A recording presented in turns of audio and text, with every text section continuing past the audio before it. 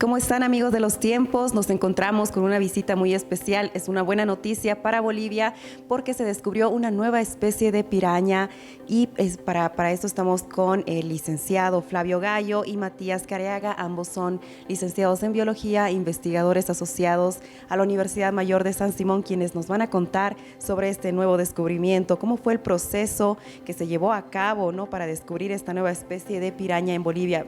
Bienvenidos, gracias por esta oportunidad para brindarnos más detalles sobre este descubrimiento. Muchas gracias por la invitación y por la cobertura. Y sí, ¿no? Es un momento especial para la parte de biología, principalmente de Bolivia, ¿no? El descubrimiento de una nueva especie de piraña, que bueno, ha sido todo un proceso, ¿no?, que tuvimos que llevar. Es un trabajo que llevó años, no es algo sencillo, no es algo rápido. Aproximadamente nos tomó 3 años realizarlo y bueno, un montón de análisis y bastantes papeleos también y esas cuestiones, ¿no?, con las revistas y todo eso, ¿no? Sí, buenos días, muchísimas gracias por todo, por la cobertura, por la invitación, por estar aquí. Bueno, como decía Flavio, este trabajo requiere una investigación exhaustiva. Es una revisión, inicia con una revisión de todo el género, de todo el grupo, de Cerrosalmus en este caso, de estas pirañas, que comienzan con 8 especies para Bolivia. Y al realizar la revisión, que hay que hacer morfología, genética, hay que revisar cada una de las descripciones anteriores a esta, hemos podido identificar una unidad diferente, única, y a partir de eso hemos ido viendo qué diferencias tenía con las ya descritas y con eso hemos podido determinar esta nueva especie. Perfecto, mencionaban que son 8 especies, esta sería la 9ª especie nueva, ¿no?, de piraña. ¿Cuáles son las características distintivas, ¿no?, en diferencia a las otras especies que ya conocemos? Bueno, la característica principal, para diferenciarla a simple vista, podríamos decir, es la coloración de la aleta anal. La aleta anal en esta especie es de color rojo y al finalizar la aleta tiene un borde negro. Entonces esa es la característica principal que hemos utilizado para primero diferenciarla de las 8 anteriores especies de Bolivia y posteriormente también diferenciarla de las restantes 31 que son en total a nivel Sudamérica, ¿no? Y esta sería la número 32, ¿no? Sí, entonces primero se ha hecho la revisión de las otras especies, a partir de ahí se han visto las diferencias, como lo que decía la coloración de la aleta caudal, hay una mancha en la zona humeral del pez también, algunos conteos, algunas medidas morfológicas, morfométricas, algunos conteos de escamas también, la forma de la cabeza también, del hocico, y luego se ha hecho lo que decía, es revisar también con las especies de Sudamérica, ¿no?, para ver si hay alguna que también se asemeja. Y en este caso, en nuestro trabajo hemos hecho genética también. Entonces, algunos fragmentos de DNA se ha comparado con el resto y se ha podido sacar diferencias a nivel genético.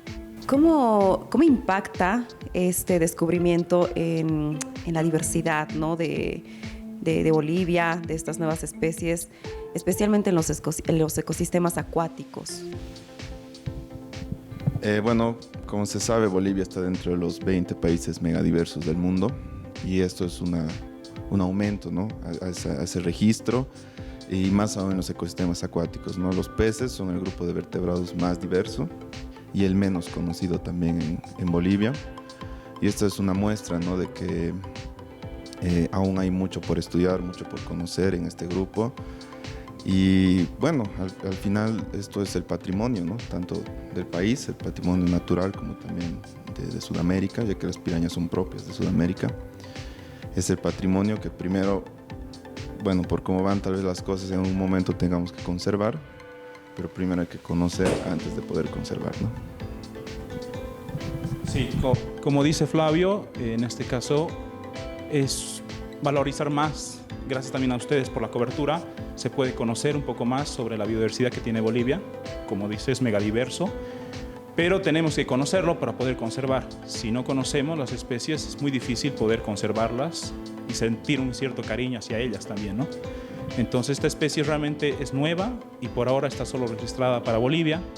Entonces realmente es un punto a favor para la biodiversidad de Bolivia, ¿no? Tal vez existen amenazas específicas para la supervivencia de esta nueva especie. ¿Qué medidas están tomando para protegerla? ¿Hay amenazas tal vez o los desafíos también que pueden contarnos para este descubrimiento?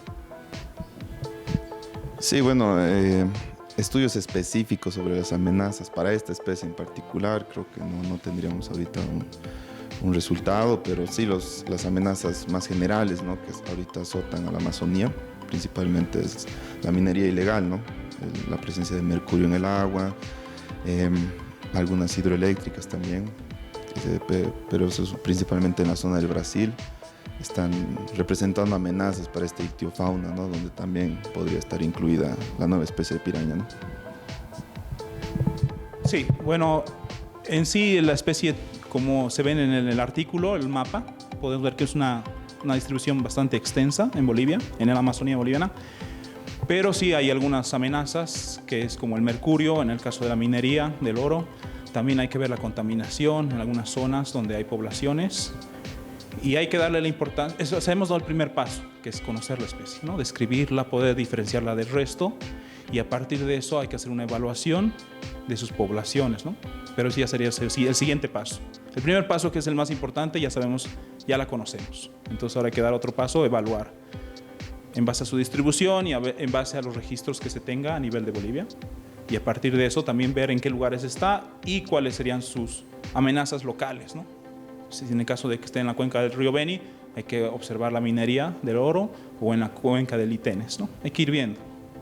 Perfecto. En esta línea y hablando más a nivel general, ¿qué implicaciones tiene este hallazgo para la conservación de los ecosistemas acuáticos en Bolivia?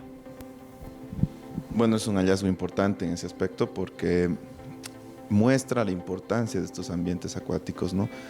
Todavía no conocemos en su totalidad estos ambientes, no sabemos, seguramente, con seguridad hay nuevas especies aún que tenemos que investigar, pero hay que investigarlo, ¿no? Y es un fundamento más para conservar primero estos ambientes, ¿no? Estamos viendo que últimamente el agua se está convirtiendo en un factor muy importante para la sociedad en general, y estos ecosistemas deben ser conservados, y esto es un llamado también, ¿no?, para conservar estos ecosistemas que tal vez no conocemos aún en su totalidad, y a las especies que viven dentro de estos ecosistemas. Sí. Bueno, como es el hecho de conocer nuevas especies, también le da un valor. Las localidades conocen a sus especies y saben que son muy especiales las nuevas.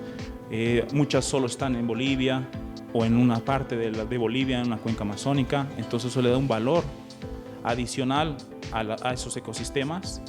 Y muchas veces las especies, una nueva o una que es endémica de la zona, puede proteger no solo a ella misma, sino al resto del ecosistema.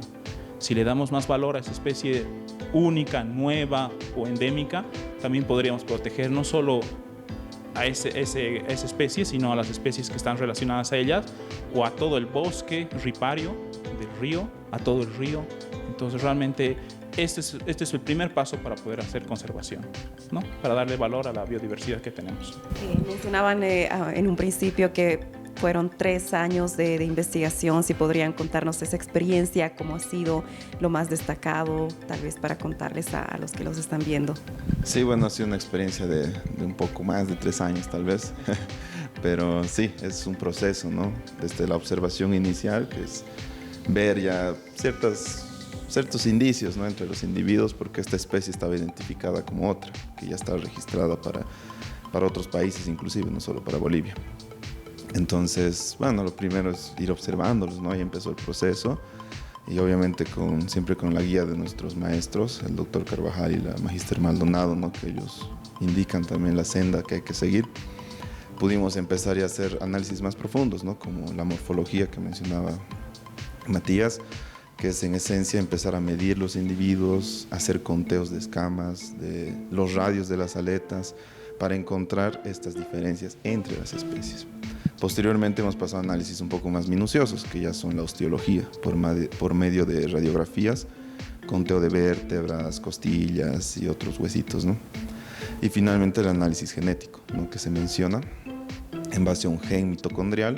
Se hizo la secuenciación y afortunadamente se cuenta con bases internacionales de este gen. Entonces, en esas bases de datos se descarga los genes de otras especies que no están en Bolivia, en Venezuela, en Colombia, y se realiza un mapa, un árbol genético en realidad, ¿no?, y ahí se ve cómo caen las especies, la distancia entre las especies, que es fundamental hoy en día, ¿no? Para poder justificar una nueva especie, ¿no? Entonces es un proceso largo, ¿no? Es un proceso que se va avanzando poco a poco, a veces se trastabilla, siempre hay problemas, ¿no? De cualquier naturaleza. Incluso la misma pandemia también nos representó un periodo de letargo en la investigación, pero al final se logró, ¿no? Se pudo.